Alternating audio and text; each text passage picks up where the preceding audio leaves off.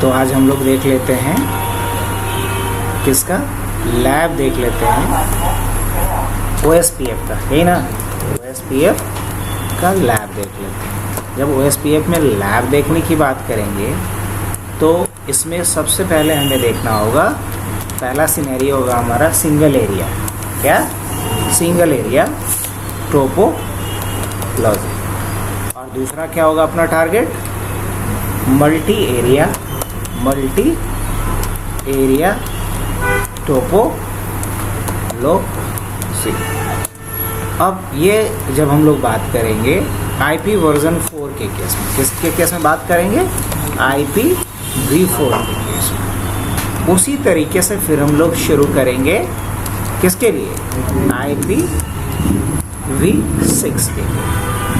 और IPv6 में अगर हम बात करें तो यहाँ हम लोग बात करेंगे सिंगल एरिया का, या फिर चलिए अगर इसी में कर दें या अलग अलग कर दें सिंगल एरिया, उसी तरीके से क्या करेंगे फिर मल्टी एरिया का बात करेंगे। यहाँ भी दोनों चीज़ सिंगल एरिया और मल्टी एरिया। और जब ये हो जाएगा तब हम बात करेंगे फिर इसका ऑथेंटिकेशन का। क्या बात करेंगे? ऑथेंटिकेशन का। फिर बात करेंगे हम ट्रबल शूटिंग का। फिर क्या बात करेंगे? ट्रबल शूटिंग का। तो ये अपना रोड मैप रहने वाला है अगर हम V6 का लैब देखने जा रहे हैं। Then clear? इतने टॉपिक अगर आपका क्लियर है तो आप बोल सकते हैं कि आपको CCNA लेवल पे OSPF की पूरी जानकारी है। तो थियोरी हम लोग समझ ही चुके थे। थियोरी में याद रखना है कि कौन से एल्गोरिथम को यूज़ करता है, कितने नंबर पोर्ट पे काम करता है, इसमें बेस्ट रूट का सिलेक्शन किस क्राइटेरिया पे होता है ना। इसके बाद इसमें याद रखना है कि OSPF में टोटल कितने फेज़ होता है। हमने 7 फेज़ पढ़ा था, डाउन स्टेट से लेकर के फुल स्टेट तक। तो किस स्टेट में क्या काम होता है वो आपको आना चाहिए। ये सारी बातें हमने थ्योरेटिकली किया था, प्रैक्टिकली मुझे याद है। अब हमारे पास कोई एक टोपोलॉजी बना बनाया मिल जाए तो समय बच जाए। हम देखते हैं कोई एक टोपोलॉजी निकाल लेते हैं और इसका फ़ोटो ले लीजिए, बिकॉज सेव नहीं होगा, हट जाएगा। अभी ये वाला पॉइंट सिर्फ आपको चाहिए अभी के लिए, जो हाईलाइट किया हूँ मैं। लीजिए, ले लीजिए, ये वाला पॉइंट आपको क्लिक कर लो कि IP वर्जन 4 में आपको क्या कुछ चाहिए। हो गया तो बोलिएगा, क्योंकि हम इसको बिना सेव किए बंद करेंगे और एक दूसरा टोपोलॉजी ओपन करेंगे।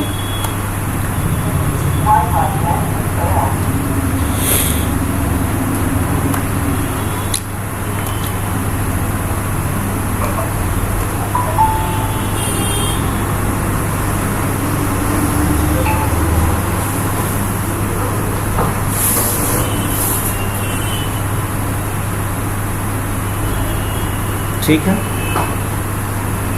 इसी को मान के चलते हैं।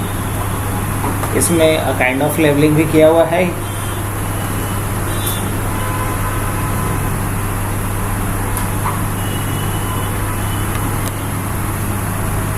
यहाँ से हम फास्ट फॉरवर्ड कर लेते हैं पहले। अब देखें कि लेवल के हिसाब से IP है कि नहीं, और बस क्रॉस चेक कर ले रहे हैं हम लोग। तो क्रॉस चेक करने के लिए यहाँ जाता हूँ मैं। 2.2 और 2.1 बिल्कुल सही है लेवलिंग के अकॉर्डिंग। इस पे भी देख लेते हैं, 2.3 होना चाहिए अकॉर्डिंग टू लेवल।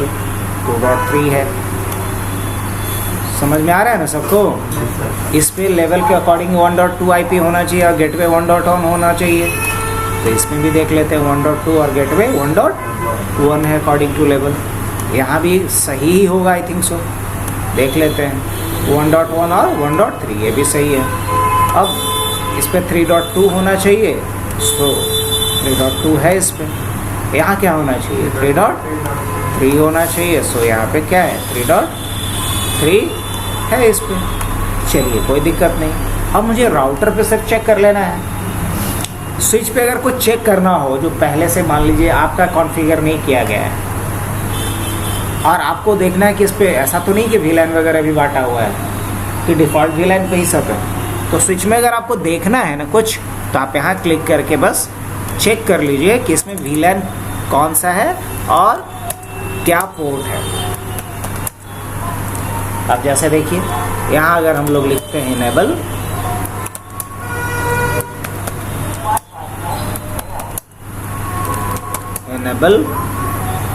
क्या होगा,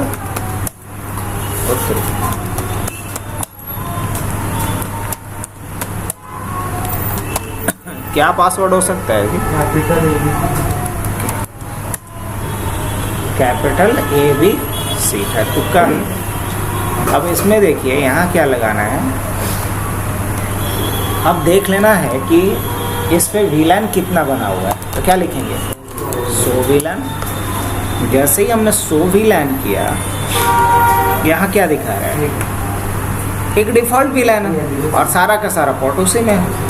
तो जब डिफ़ॉल्ट VLAN है तो आगे तो कोई पंगा है ही नहीं, बात ख़त्म। यहाँ भी अगर वही चीज़ कंफर्म करना है कि देखना है कि VLAN कितना है, क्या करेंगे, इनेबल और क्या लिखेंगे, शो VLAN। यहाँ भी क्या है, डिफ़ॉल्ट VLAN ही है और सारा पोर्ट उसी डिफ़ॉल्ट VLAN में है। अब मान लीजिए तीसरे स्विच को भी चेक करना है, सेम थिंग, इनेबल, अच्छा शो, यहाँ भी डिफ़ॉल्ट VLAN सिर्फ है। ये भी बात क्लियर हो गया, बढ़िया गया। तो अगर हर जगह से कंफर्म कर लिए, उसके बाद फिर आगे क्या करना है, तो आगे ये करना है कि मुझे राउटर पे चेक करना है कॉन्फ़िगरेशन। तो राउटर पे कॉन्फ़िगरेशन मेन अभी क्या चेक करेंगे, तो राउटर पे भी मेन हमें जो कॉन्फ़िगरेशन चेक करना चाहिए वो दो करना चाहिए, एक ACL और दूसरा कि राउटिंग पहले से कुछ इनेबल है कि नहीं। तो मान लीजिए हम राउटर 1 पे चेक करना चाहते हैं कि ACL इस पे है या नहीं इनेबल, तो कैसे चेक करेंगे,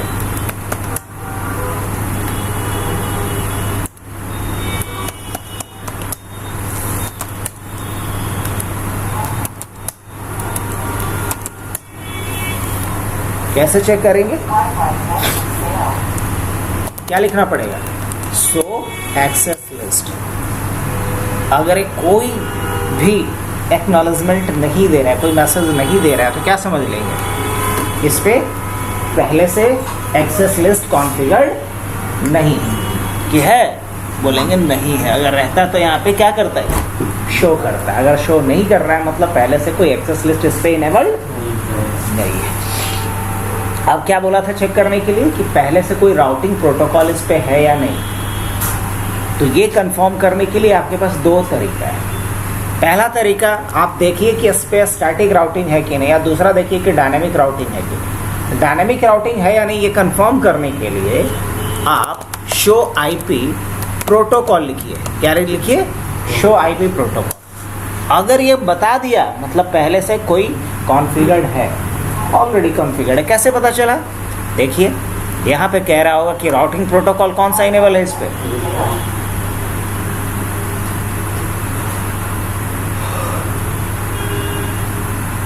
तो मुझे रिप को हटाना है, रिप को क्या करना है।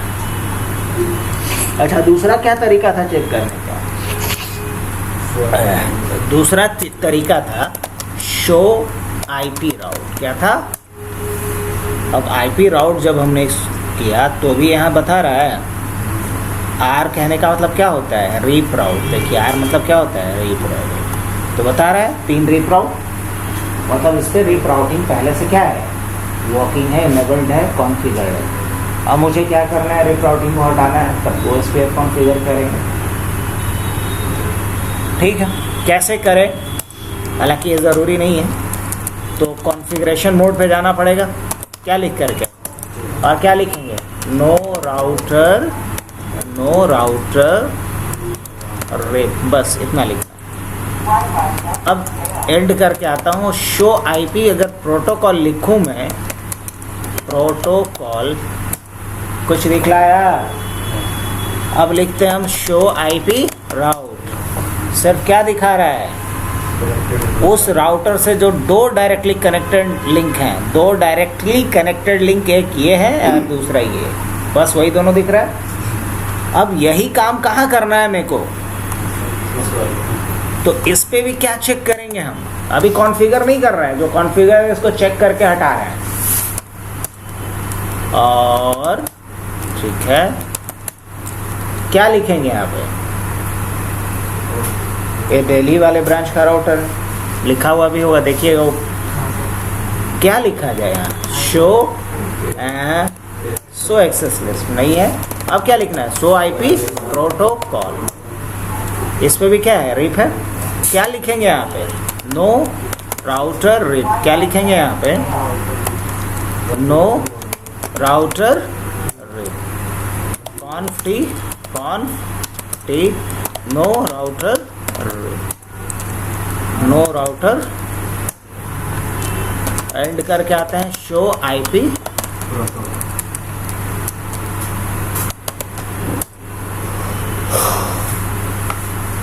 रिमूव हो चुका, सिर्फ जो डायरेक्टली कनेक्टेड है वही दिख रहा है।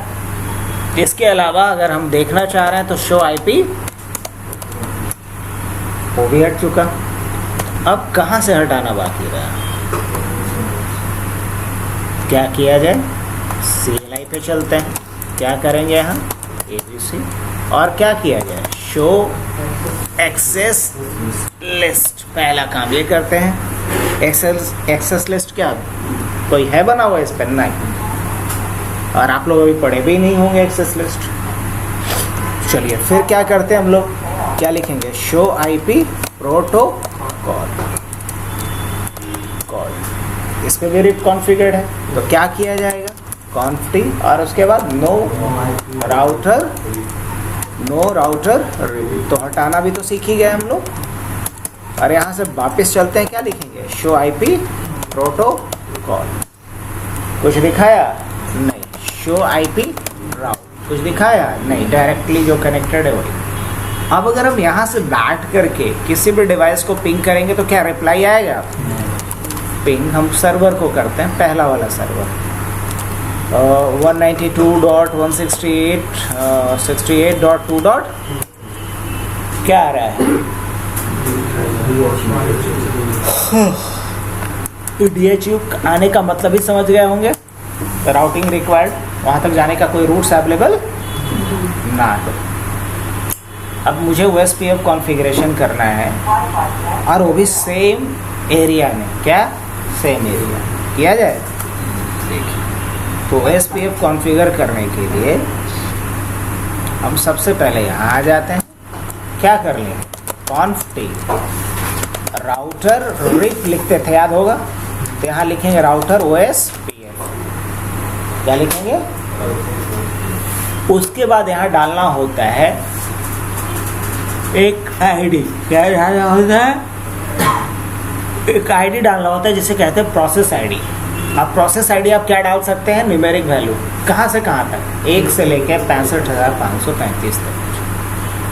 तो 1 डाल देता हूँ मैं, है ना। क्या लिखा? Router OSPF 1। इतना लिख करके जैसे हमने एंटर किया, अब आ गए हम OSPF मोड। यहाँ आकर के मुझे क्या करना है? नेटवर्क को एडवर्टाइज़ करना है। क्या करना है? नेटवर्क को एडवर्टाइज़ करने के लिए याद होगा, रिप आपने पढ़ा होगा, तो क्या लिखते हैं? नेटवर्क और उसके बाद नेटवर्क आईडी। तो यहाँ 2 नेटवर्क है, 1.0 और दूसरा क्या है? 11.0.0.0। तो यहाँ लिखेंगे 192.168.1.0 स्पेस। अब इतना ही लिख करके बस एंटर कर देते थे, किसमें? रिप में। लेकिन OSPF में ऐसा नहीं है। OSPF में इसके बाद डालना होता है वाइल्ड कार्ड सबनेट मास्क, जिसको WSM शॉर्ट में बोलते हैं, वाइल्ड कार्ड सबनेट मास्क। अब बोलिए कि वाइल्ड कार्ड सबनेट मास्क क्या होता है? तो याद रखिए कि सबनेट मास्क का जस्ट उल्टा, सबनेट मास्क का जस्ट रिवर्स जो होता है वही कहलाता है वाइल्ड कार्ड सबनेट मास्क। अगर मान लिया जाए कि सबनेट मास्क है 255.255.255.0, ये है हमारा SM। क्या है ये? SM बोले तो सबनेट मास्क। और एक होता है ग्लोबल सबनेट मास्क। क्या होता है? GSM बोले तो ग्लोबल सबनेट मास्क। और ग्लोबल सबनेट मास्क क्या होता है? तो ग्लोबल सबनेट मास्क होता है आपका 255 ये ग्लोबल सबनेट मास्क। अब इसमें से घटा करके जो बचेगा वो कहलाएगा GSM, WSM क्या कहलाएगा, वाइल्ड कार्ड सबनेट मास्क। तो क्या होगा 0.0.0.255 ये निकालने का तरीका होगा। तो देखिए, तो अगर सबनेट मास्क ये है तो WSM क्या है, उसका जस्ट अपोजिट है कि नहीं, तो सीधा याद रखना है। और अगर आपको फॉर्मूला समझना था इसलिए मैंने थोड़ा ये भी समझा दिया। इसको बोला जाता है ग्लोबल सबनेट मास्क, जब चारों ऑक्टेट कंप्लीट यूज़ होगा नेटवर्क के लिए तो। और ये है आपका सबनेट मास्क। अब अगर मान लीजिए कभी ऐसा लिखा हुआ दिख जाए आपको, तो इसका क्या हो जाएगा WSM 255 ऐसे हो जाएगा। और कहीं अगर ऐसा दिखाई दे तब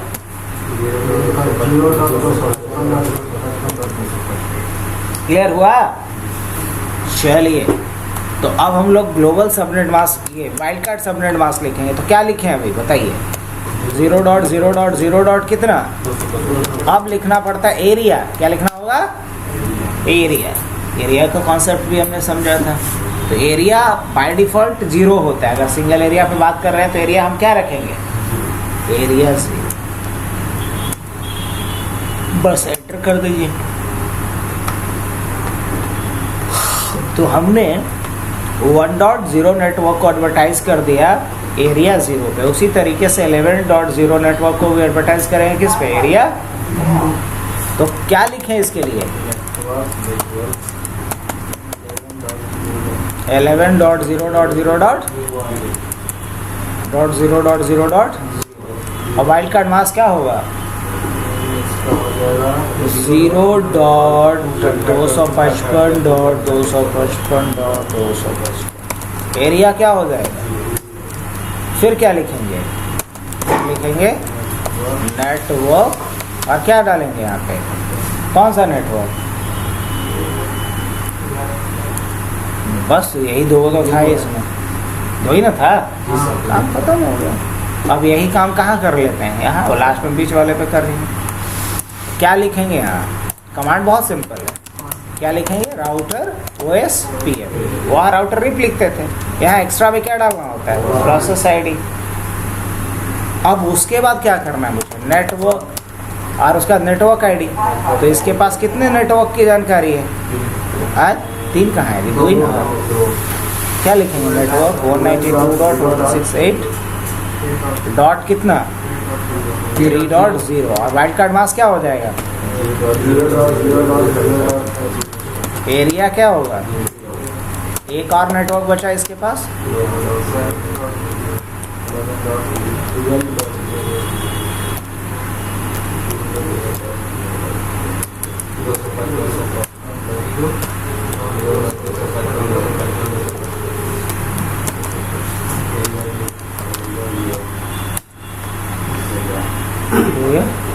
आगे बढ़े।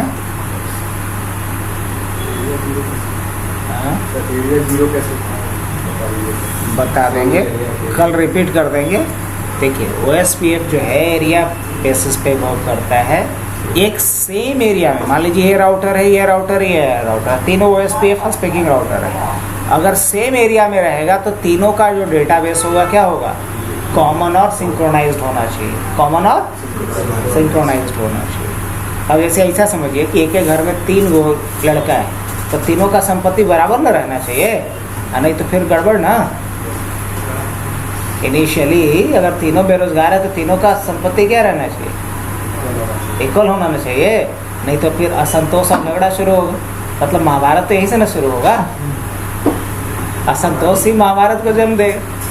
तो कहने का मतलब ये है कि अगर सेम नेटवर्क में है तो क्या होगा, कॉमन और सिंक्रोनाइज्ड होगा। लेकिन सोचिए कि ये है हमारा कोर लेवल का राउटर, या ये है कोर लेवल का राउटर, और ये है डिस्ट्रीब्यूशन लेवल का राउटर, ये भी है डिस्ट्रीब्यूशन लेवल का राउटर। तो सबका डेटाबेस का साइज सेम तो नहीं रह सकता है। तो उस केस में इसको अलग एरिया में रखेंगे, इसको अलग एरिया में रखेंगे, इसको, क्योंकि एक एरिया में रहेगा। तो यह रूल है इन सारे राउटर का, सारे OSPF स्पीकिंग राउटर का जो कॉमन एरिया में है उनका डेटाबेस क्या रहेगा, सेम होना चाहिए। कल हर बात करेंगे, कुछ लोग और बढ़ जाएंगे तो और डिटेल में, ठीक है। अभी हम लोग लैब पे ज़्यादा फोकस करते हैं।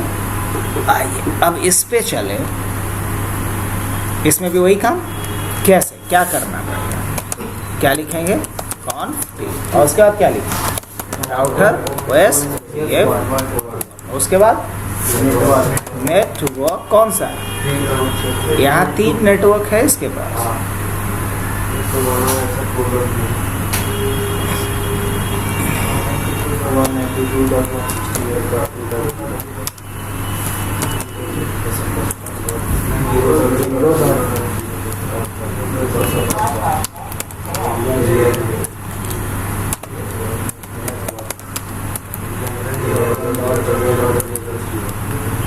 ये ना,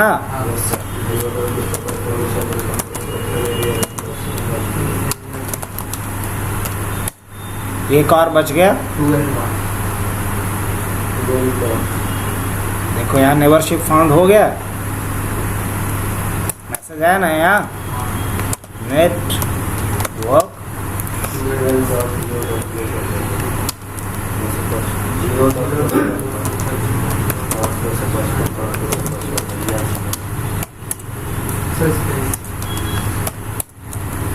हो गया।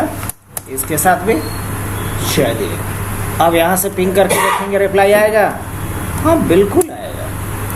अब देखो जिससे रिप्लाई नहीं आया था अब उससे रिप्लाई आना चाहिए, हालांकि अभी भी सेम एरर है। ओके अच्छा, इस पे एक नेटवर्क तो और एडवर्टाइज करना बाकी है ना, वो तीनों हो गया।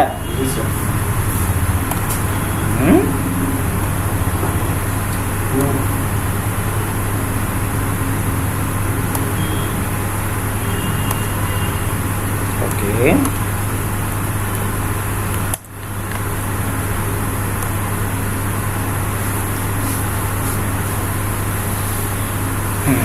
आ रहा रिप्लाई। 2.3 से भी देख लेते हैं। 2.3 कौन है समझ रहे हैं ना, ये सर्वर, ये वाला मशीन देख लीजिए 2.3 है, हाँ जी है, आ रहा है उससे भी रिप्लाई। हाँ देखिए उससे भी रिप्लाई आ गया। अब किससे रिप्लाई नहीं आ रहा था उसको एक बार फिर से चेक कर लेते हैं। 3.3 से 3.3 बोले तो ये वाला मशीन, क्या बात आ गया उससे रिप्लाई, मतलब हमारा राउटिंग कंप्लीट। अब 3.2 से देख लेते हैं। 1 तो ये राउटर का होगा ना, आ गया उससे भी। चलिए तो ये हमने देखा simple OSPF in common area, single area नहीं। अब अगर OSPF को हटाना है, मुझे मल्टी एरिया पे करना है, तो जब मल्टी एरिया पे करना है तो एक रूल याद रखिएगा कि इसमें एक जो राउटर दोनों के लिए कॉमन होगा वो एरिया 0 में होना चाहिए। क्या होना चाहिए, उसका एक इंटरफेस एरिया 0 में होना चाहिए। तो मान लीजिए कि इसको हम एरिया 10 में रखते हैं और इसको एरिया 20 में रखते हैं, तो इस राउटर का एक इंटरफेस जो इस राउटर से जुड़ा हुआ है वो एरिया 10 में रहेगा। इसी राउटर का दूसरा इंटरफेस जो इस राउटर से कनेक्टेड है वो एरिया 20 में रहेगा, और जो बीच वाला है वो एरिया 0 में रहेगा। इसको बोला जाता है ABR, एरिया बॉर्डर राउटर, या ABR, एरिया बॉर्डर राउटर, या ABR। और ABR एक से अधिक भी हो सकता है, लेकिन हर ABR का एक इंटरफेस एरिया 0 में होगा। हर ABR का एक इंटरफेस एरिया 0 है ना। कैसे करेंगे ज़रा देख लें, बड़ा आसान। इसके लिए सबसे पहला, अब पहले से हटा लेते हैं, हटा लेना। ये मान के चलते हैं कि एरिया 10 में है, और ये मान के चलते हैं एरिया, और ये मान के चलेंगे एरिया। शुरू करें? तो पहले से जो कॉन्फ़िगरेशन हो रखा है उसको क्या करना पड़ेगा? हटाना पड़ेगा। तो हटाने का सबसे बढ़िया तरीका क्या? एग्जिट और क्या लिखेंगे? नो राउटर OS PF1, बस इतना लिख देना और कुछ हो नहीं। और इसी तरीके से यहाँ भी जाके क्या लिख देंगे OS PF हटाने के लिए? No router OS PF1। और वैसे ही कहाँ लिख देना पड़ेगा? No router OS PF। चलो वो भी लिख दिए। अब क्या इसको रिप्लाई मिलेगा? ये क्या है? OS PF हम लोग डिसेबल कर चुके हैं। अब हम मल्टी एरिया पे करते हैं। देखो मल्टी एरिया के लिए पहले प्लान कर लो राउटर का दोनों डायरेक्टली कनेक्टेड जो इंटरफेस रहेगा वो कॉमन एरिया में होगा। तो मान लीजिए हाई वाले राउटर का अगर ये एरिया 10 में है, हाई वाला भी एरिया 10 में है, तो इस राउटर का ये वाला इंटरफेस जो इससे डायरेक्टली कनेक्टेड है वो भी एरिया 10 में होना चाहिए। अब अगर ये वाला राउटर का दोनों इंटरफेस एरिया 20 में है तो इस मिडिल वाले राउटर का ये वाला इंटरफेस जो इससे कनेक्टेड है एरिया किस में होना चाहिए? समझ गए? और ये वाला किस में होना चाहिए? एरिया 10 में। बाकी सब कमांड वही है, बस थोड़ा बारीकी यही याद रखना है कि कौन सा इंटरफेस को किस एरिया पे रखना है। शुरू करें? क्या लिखना पड़ेगा? Router OS PF1। उसके बाद क्या लिखेंगे? नेटवर्क 192.168। हाँ सही तो है वो? नहीं छोटा लग रहा है। NET ना, नेटवर्क 192.168 1.0। और वाइल्ड कार्ड मास्क क्या होगा जी? एरिया क्या इसका सोचे हैं? वैसे ही एक और है ना,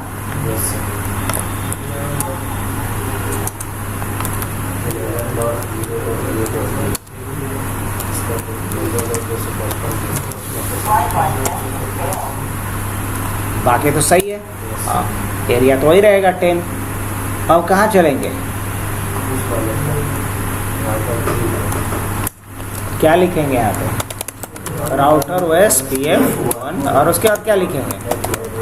और क्या डालेंगे? 192.168.3. और उसके बाद क्या? एरिया क्या लेंगे? एक और नेटवर्क है जी 12.0.0.0 0.255.255.255 और एरिया क्या होगा?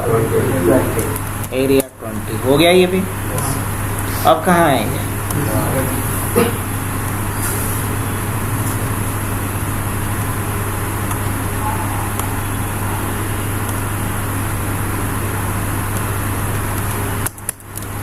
क्या करेंगे इसके बाद हम लोग? Router OS PF। उसके बाद क्या करना है? उसके बाद देखो शायद अल्टरनेट है। हाँ अब उसके बाद हमें नेटवर्क और क्या 192.168.2.01 नहीं 0.0.0.255 एरिया इसका क्या रहेगा? हाँ मेन यही समझना है, दिमाग लगाना है। नेटवर्क दूसरा कौन सा है? 11.0.0.0 और उसके बाद वाइल्ड कार्ड मास्क क्या होगा? 55.200 और एरिया क्या होगा? एरिया 10। बहुत बढ़िया, बस ये समझ गए तो सब समझ गए। अब आ रहे हैं ना, आ रहे हैं एरिया तो 20 में कौन जाएगा जी? बाकी तो सब एज इट इज रहेगा। रुको नेबरशिप का मैसेज आने दो, जैसे इधर से आया आ गया। अब चलो ये हुआ मल्टी एरिया OS PF का कॉन्फ़िगरेशन। अब दोबारा आ जाता हूँ मैं यहाँ से। लास्ट टाइम रिप्लाई नहीं आ रहा था, अभी भी नहीं आ रहा है। आने लगा रिप्लाई? आने लगा? अगर हम अब सर्वर को देखते हैं 2.2 को, आ रहा है रिप्लाई? यस। तो आज के लिए इतना ही रहने देते हैं, आज वार्म अप सेशन के तौर पे। क्या कल इसके आगे करवा देंगे बेसिक्स पे। सर ये जो OSPF की है तो इसको चेक करने के लिए क्या? OSPF को चेक करने के लिए कुछ नहीं है, यहाँ पे वो सब कमांड कल बताएंगे हम। वही OSPF में अगर हमें चेक करना होता है तो सबसे पहला कमांड चलाओ शो IP प्रोटोकॉल। क्या चलाओ सबसे पहला? ये बता दिया कि कौन सा प्रोटोकॉल है, OSPF। प्रोसेस ID क्या है इसका? हुआ। ऑलराइट, मैक्सिमम पाथ कितना यूज़ हुआ, और राउटर का आईडी क्या है। कॉन्सेप्ट हमने समझाया था ना राउटर आईडी का। राउटर का आईडी क्या है, कौन कौन से नेटवर्क के लिए यूज़ किया जा रहा है, नॉट। अब देखो OSPF में देखा जाता है राउटिंग टेबल। तो राउटिंग टेबल देखने के लिए क्या लिखेंगे? शो IP राउट। ये राउटिंग टेबल देखने के लिए कि किस नेटवर्क में किसके थ्रू जाएंगे, वो लिखा हुआ आ रहा है शुरू में। दूसरा चीज़ इसमें देखा जाता है डेटाबेस। क्या देखा जाता है? अब डेटाबेस कैसे देखोगे? तो डेटाबेस देखने के लिए लिखना होता है शो IP OSPF डेटाबेस। क्या लिखना होता है? Show IP OSPF database. अब यहाँ हमें पूरा डेटाबेस मिल जाएगा कि एरिया 10 में कितना है और बाकी क्या है। ये चीज़ अगर समझना होगा तो चलो इस राउटर पे करके देखिए।